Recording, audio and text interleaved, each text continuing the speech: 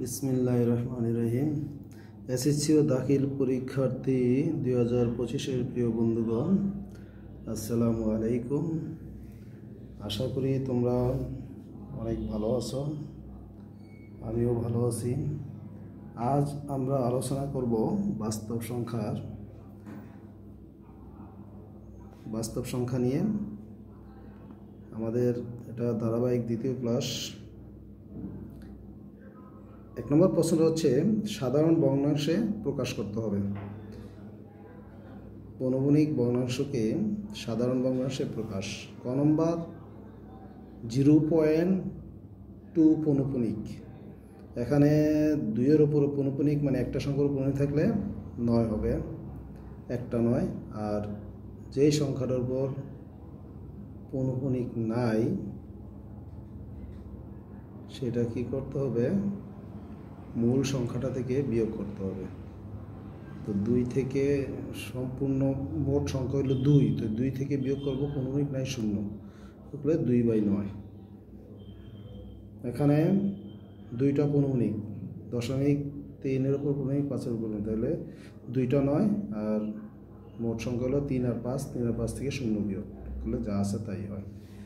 তারপরের প্রশ্ন হচ্ছে 0.13 পৌনঃপুনিক। এখানে 9 একটা পৌনঃপুনিক, 3-এর উপরে একটা পৌনঃপুনিক, এজন্য একটা 9, আর খালি ঘর আছে একটা, এজন্য 0 হবে।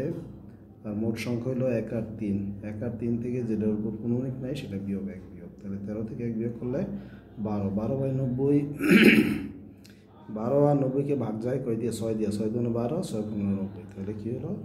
2/15। ঘ নম্বর 3.78 পৌনঃপুনিক। তো একটা পৌনঃপুনিক, এজন্য একটা 9, আর এই দশমিকের পরে একটা খালি ঘর, এজন্য 0। মোট সংখ্যা হলো 3, 7, 8। পৌনঃপুনিক নাই 3 এবং 7-এর উপর, এজন্য 3 আর 7 বিয়োগ করলে 341/90।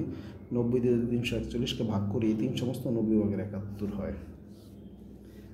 আরেকটা অঙ্ক, ও নম্বর 1.23 পৌনঃপুনিক। একটা পৌনঃপুনিক, এজন্য একটা 9, আর এই যে এক ঘর খালি, এই জন্য এটার জন্য 0। পৌনঃপুনিক নাই, এই জন্য 0। এখন মোট সংখ্যা হচ্ছে 1, 2, 3, এতে বিয়োগ হবে 1 এবং 2, এর উপর পৌনঃপুনিক নাই, এই জন্য বিয়োগ। 2 আছে 3 হইলে 1 হইলে, 1 আছে 2 হইলে 1 হইলে, আর 1-এর 1, 111/90। 111 এবং 90-কে 3 দিয়ে ভাগ যায়, 3 দিয়ে 111 ভাগ করলে 37, 3 দিয়ে 90-কে ভাগ করলে 30, 37/30। 30 দিয়ে 37-কে ভাগ করলে একবার যায়, 1 সমস্ত 30/7 আনসার। 2 নম্বর প্রশ্ন হচ্ছে √5 ও 4 দুইটি বাস্তব সংখ্যা। √5 ও 4-এর মধ্যে ক নম্বর কোনটি মূলদ এবং কোনটি অমূলদ?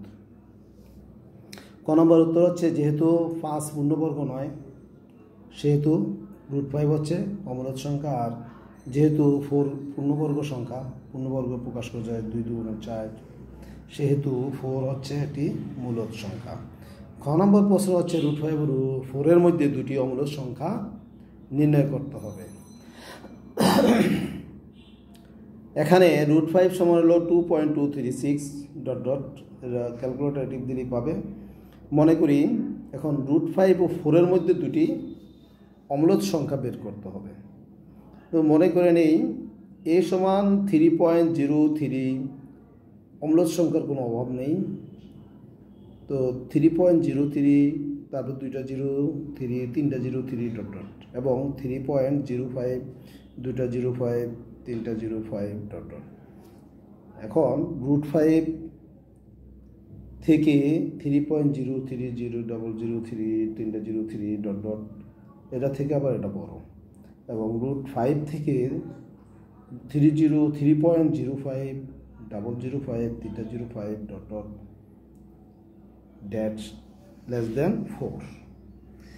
এখন এখানে a ও b এর যে মান, এগুলিকে ভগ্নাংশ আকারে প্রকাশ করা যায় না, সুতরাং a ও b দুটি অমূলদ সংখ্যা।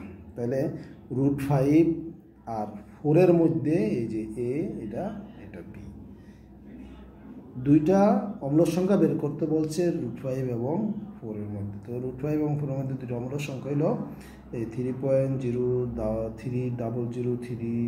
তিনটা জিরো 3 ডট ডট এবং 3.05 এখানে অন্য যে কোনো সংখ্যা আমরা ব্যবহার করতে পারি। আশা করি তোমরা বুঝতে পেরেছ।